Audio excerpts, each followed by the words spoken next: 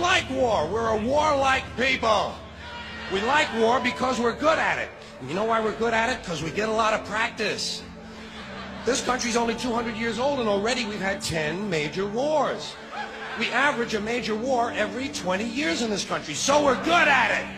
And it's a good thing we are. We're not very good at anything else anymore. Huh? Can't build a decent car, can't make a TV set or a VCR worth the fuck. Got no steel industry left, can't educate our young people, can't get health care to our old people, but we can bomb the shit out of your country, all right? Especially if your country is full of brown people. That's our new job in the world, bombing brown people.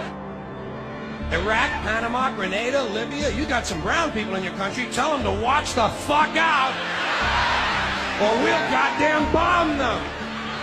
Well, when's the last white people you can remember that we bombed? Can you remember the last white, can you remember any white people we've ever bombed? The Germans, those are the only ones, and that's only because they were trying to cut in on our action. They wanted to dominate the world. Bullshit, that's our fucking job! And you probably noticed I don't feel about that war the way we were told we were supposed to feel about that war, the way we were ordered and instructed by the United States government to feel about that war. My mind doesn't work that way. I got this real moron thing I do, it's called thinking. And I'm not a very good American because I like to form my own opinions. I don't just roll over when I'm told to. Sad to say, most Americans just roll over on command. Not me. I have certain rules I live by. My first rule, I don't believe anything the government tells me. Nothing. Zero. Nope.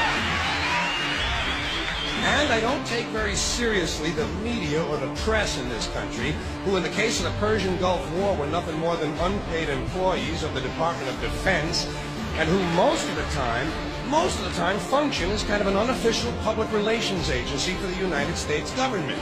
So I don't listen to them. I don't really believe in my country. And I gotta tell you folks, don't get all choked up about yellow ribbons and American flags. I consider them to be symbols, and I leave symbols to the symbol-minded.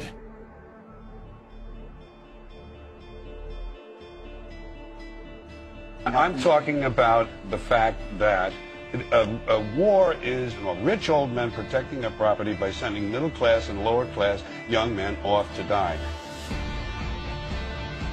Forget these foolish elections. The owners of this country don't care about the poor in general. The owners of this country? What are we going? But is this Karl Marx talking to me? The owners of this country are the voters of this country. You're wrong about that, my friend. Aren't the owners of this country the voters in this country who elected George Bush? Not. Listen, politics, these elections are a charade. It is a charade. Okay. They are meant to... Well, I'll tell you, just listen for a minute. Learn a little something.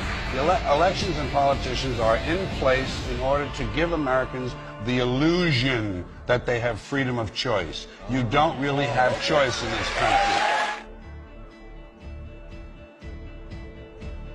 All the things that are important, reduced in choice.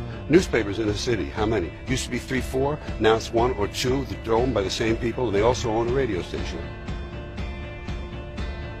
Give these people a voting day every year so that they'll have the illusion of meaningless choice. Meaningless choice, that we go like slaves and say, "Oh, I voted." The limits of debate in this country are established before the debate even begins, and everyone else is marginalized. They're made to seem either to be communists or some sort of disloyal person. A kook, there's a word. And now it's conspiracy. See, they've made that something that should not be even entertained for a minute, that powerful people might get together and have a plan. Doesn't happen. You're a kook. You're a conspiracy buff. Conspiracy buff.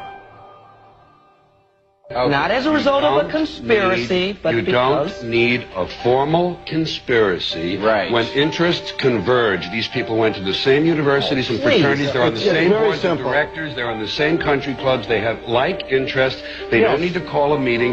They know what's good for them, and they're getting it. And there used to be 7 oil companies. There are now 3. It will soon be 2. The things that matter in this country have been reduced in choice. There are 2 political parties. There are a handful of insurance companies. There are about 6 or 7 information things. But if you want a bagel, there are 23 flavors because you have the illusion.